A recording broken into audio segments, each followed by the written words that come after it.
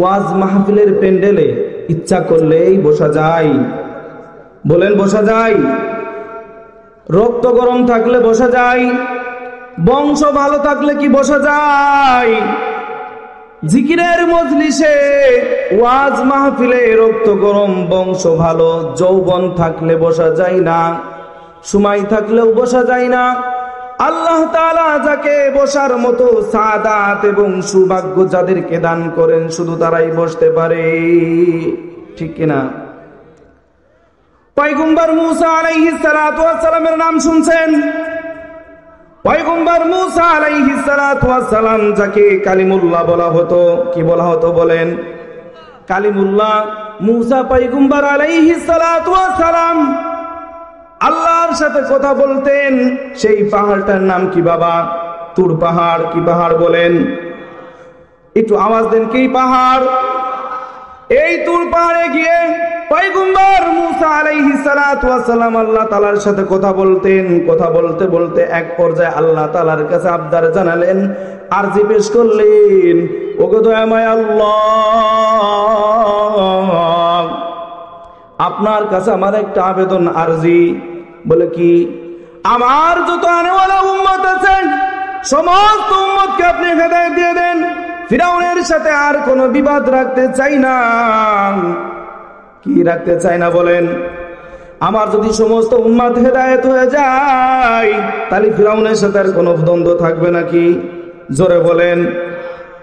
আপনারা যেন আছেন না নেই তাই তো প্রধান বক্তা বুঝতেছে না। বিবাদ থাকবে? পয়গম্বর মুসা আলাইহিস সালাতু ওয়াস সালাম উনি কি করলেন? আল্লাহ তাআলার কাছে আরজি জানালেন, আমার সমস্ত আনেওয়ালা উম্মতকে হেদায়েত দিয়ে দেন। কি দিয়ে দেন বলেন? হেদায়েত দিয়ে দেন। আল্লাহ তাআলা বললেন, ও পয়গম্বর মুসা, তোমার এই আবদার পূরণ করার আগে তোমার কাছে আমার কিছু প্রশ্ন রয়েছে, আবদার রয়েছে। বলে কি আবদার বলেন? সাথে সাথে আল্লাহ তাআলা বললেন, ও পয়গম্বর মুসা, আমি আল্লাহ ফুলকে বড় ভালোবাসি। তুমি আগামীকাল যখন তোর পাহাড়ে আসবে আমার জন্য কিছু ফুল নিয়ে আসবে। কি নিয়ে আসবে বলেন? ফুল। প্রত্যেক পয়গম্বর ওলি আল্লাহদের একমাত্র মাসুক হচ্ছে কে বলেন? আল্লাহ। জোরে বলেন আল্লাহ। আরো জোরে বলেন আল্লাহ। মোজা লাগায় বলেন আল্লাহ।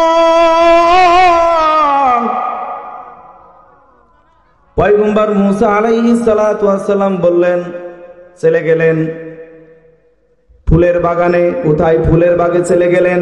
সেখানে যে পয়গম্বর মুসা আলাইহিস সালাতু ওয়াস সালাম ফুল চয়েস করতে লাগলেন, বাছাই করতে লাগলেন। বাবারা এদিকে খেয়াল করেন, ফুলের বাগানে যে পয়গম্বর মুসা ফুল ছিঁড়তে লাগলেন, এমন এক পর্যায়ে হলো বাগান থেকে মুসা পয়গম্বর ফুল ছিঁড়ছেন, কিন্তু হাতের ফুলের থেকে বাগানের ফুল আরো সুন্দর দেখা যায়। মুসা সাথে সাথে হাতের ফুল রেখে বাগানের থেকে আবার ফুল তুলছেন। এভাবে কিছু ফুল নিয়ে পয়গম্বর মুসা আলাইহিস সালাতু ওয়াস সালাম আল্লাহ তাআলার দরবারে চলে আসলেন। কোথায় চলে আসলেন বলেন? আল্লাহ তাআলার দরবারে চলে আসলেন। তখন আল্লাহ তাআলা জিজ্ঞাসা করেন, ওগো পয়গম্বর মুসা, তুমি কি আমার জন্য ফুল নিয়ে আসছো? আল্লাহ জানে না, গায়েবের খবর জানে না মুসা ফুল নিয়ে আসছে কি না নিয়ে আসছে। মুসার উত্তর দেওয়ার জন্য আল্লাহ তাআলা মুসাকে প্রশ্ন করলেন, ওগো পয়গম্বর মুসা, তুমি কি আমার জন্য ফুল নিয়ে আসছো? মুসা পয়গম্বর উত্তর দিয়ে বলেন, প্রত্যেক পয়গম্বরের মাসুক থাকে একমাত্র আল্লাহ। কে থাকে বলেন? কে থাকে? ধরে বলেন কে? আল্লাহ থাকে। আমার পৃথিবীর কোনো প্রেমিক ফুল চাই নাই। যদি দুনিয়ার প্রেমিক প্রেমিকার কাছে ফুল চাই, 4 ঘন্টা আগে নিয়ে দাঁড়াই থাকে, মশার কামড় খায়, তারপরেও সেখান থেকে নড়ে না। ঠিক কিনা? আমার ভাষা বোঝেন?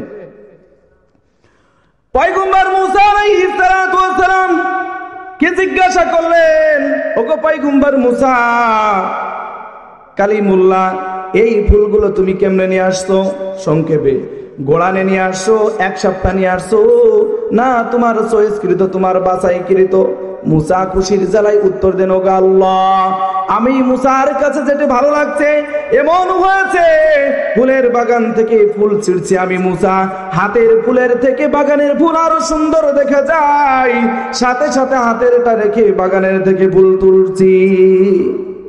তখন আল্লাহ তাআলা উত্তর দেন, ওগো পয়গম্বর, তোমাকে সামান্য ফুল আনতে বললাম, তুমি ফুল আনতে পারলে না, তোমার চয়েসকৃত আমি আল্লাহ তাআলা যাকে ভালোবাসি, মাই ইয়াহদিহিল্লাহু ফাহুয়াল মুহতাদ, যে কথা সূরা কাহফের 17 নম্বর আয়াতের এক অংশ লাস্টের অংশ বলছেন, মাই ইয়াহদিহিল্লাহু ফাহুয়াল মুহতাদ ওয়া মাই ইউদ্লিল ফালান তাজিদা লাহু ওয়ালিয়াম মুরশিদা। আমি আল্লাহ তাআলা যাকে হেদায়েত দিই, চাই তাকে হেদায়েত দিই, যাকে চাই না তাকে হেদায়েত দিই না, এবং তাকে গুমরাহি করি, তার জন্য পথ প্রদর্শক কাউকে রাখি না। পয়গম্বররা কেমন আল্লাহ প্রেমিক ছিলেন? পয়গম্বর ইব্রাহিমের নাম শুনছেন, ইব্রাহিম খলিলুল্লাহ যাকে বলা হয়, কি বলা হয় বলেন? আপনারা কি এরকম আল্লাহর মাসুক হতে চান? আল্লাহর পাগল হতে চান? হতে চান না? পয়গম্বর ইব্রাহিম আলাইহিস সালাতু ওয়াস সালাম জংলার কিনারে উট, মেষ, দম্বা এগুলো চড়াচ্ছেন। রাখালের যেই কাজ সেই কাজগুলো তিনি করছেন, চড়াচ্ছেন। এক পর্যায়ে আল্লাহ তাআলা পরীক্ষা করার জন্য ফেরেশতা পাঠালেন। ফেরেশতা এসে বললেন আল্লাহ, কি বললেন বলেন? সবাই বলেন আল্লাহ। আল্লাহ শব্দ বলতে লাগলো। একবার আল্লাহ শব্দ জপলেন ফেরেশতা। ইব্রাহিম পয়গম্বর আলাইহিস সালাতু ওয়াস সালাম আশেপাশে খুঁজতে লাগলেন, কে আমার মাসুক মৌলার নাম নিল। কি?